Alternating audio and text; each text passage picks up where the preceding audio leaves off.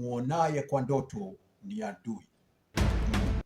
Si rafiki, sio mtu mzuri.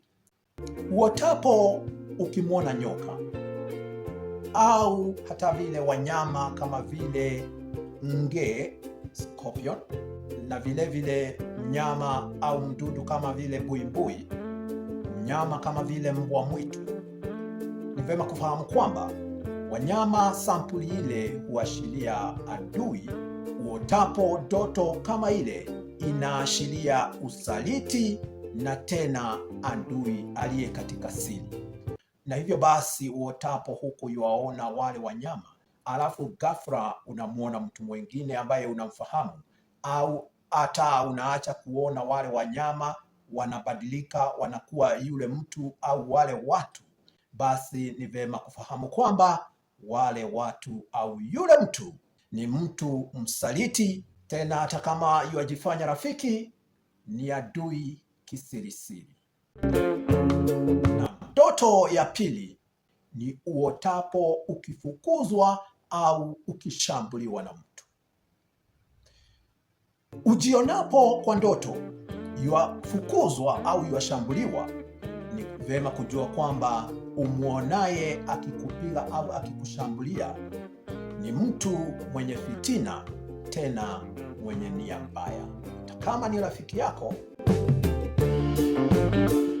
La tatu, uotapo ndoto huku ukipigana au ukigombana na mtu, vile vile inaweza maanisha kwamba yule mtu mna mgogoro naye, au hata vile mhusika mwenyewe anakuonea wivu. Kuwa makini.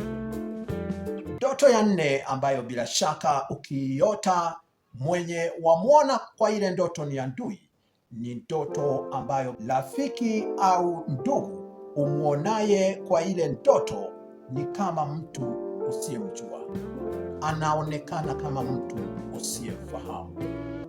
Huenda kwanza umemwona na ukaona yule ni ndugu yako, ukaona yule ni njoroge, lakini ghafla akabadilika, na sasa mwenye unamtazama ni mtu usiyemfahamu kabisa. Basi kuna uwezekano mkubwa kwamba yule mtu si mwaminifu. Njoroge hata kama ni rafiki yako, huenda si mwaminifu. Ndiye umemwona na kumfahamu, alafu ghafla akapinduka na kuwa mtu usiyemjua kabisa. Na ndoto ya tano, umwonapo mwizi katika ndoto yako akikuibia vitu zako za dhamana au hela, vile vile ile ndoto inaashiria kwamba yule mtu ni mtu mwenye wivu, na tena ni mtu mwenye anakupangia njama ya kukuumiza. Na ndoto ya sita, nionapo mtu au watu wenye miili inakaa giza giza, inakaa vivuli vivuli, ni vizuri kujua ni watu ambao wanakuvizia, watu wenye nia mbaya na ni maadui kisirisiri. Na ya saba, ni uotapo huku yuwaona au yuwamwona mtu mwenye tabasamu ya unafiki, au hata mtu mwenye tabia za kutiliwa shaka, tabia zenye kidogo hazieleweki.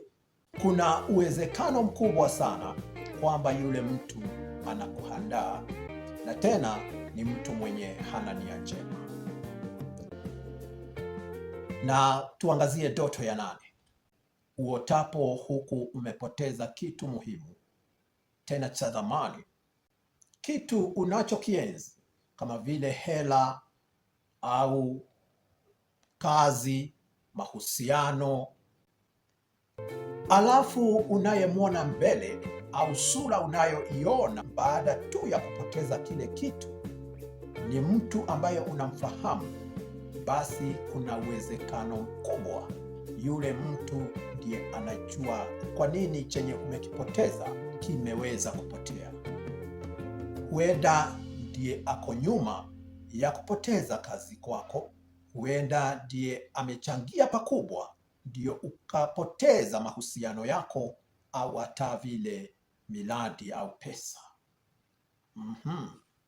Ya 9, uotapo huku yuamwona mtu katika jeneza, au hata vile mwenye anachimba kaburi na anakuchimbia wewe, basi ni vema kufahamu kwamba yule ni adui yako mkubwa, na huenda anao mpango wa kukuangamiza, kukuharibia maisha, kukuharibia kazi, au kusababisha ufutwe, au hata vile kukuharibia sifa yako.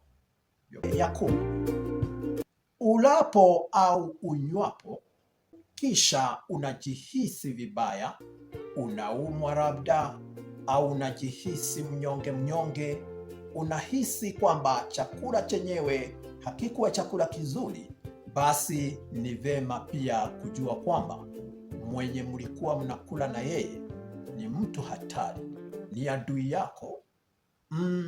Ni mtu kwanza hatari hivi kwamba anazo nia na mipango ya kiuchawi ya kukuloga wewe. Na vile vile ni mtu ambaye bila shaka anakupangia njama mbaya.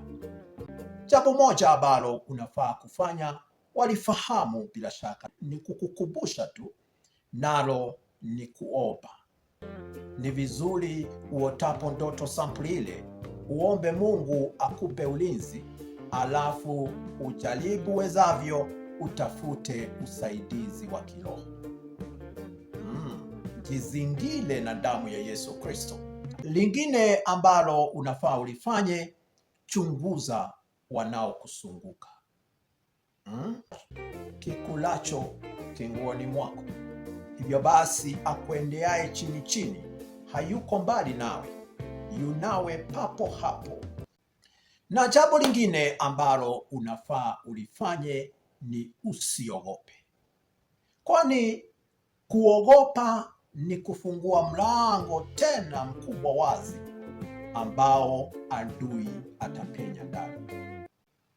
Ndoto zenyewe Mungu amekufunulia sio uogope, lakini akutahadharishe. Lakini hata kama hutaogopa, lazima uwe mwangalifu, kwani ndio sababu kuu ya kuletewa ile ndoto. Na yote 9 ya 10, fanya maamuzi kwa hekima. Usije ukakurupukia watu tu eti umegundua ni maadui. Jihadhari, lakini uwe mwenye busara.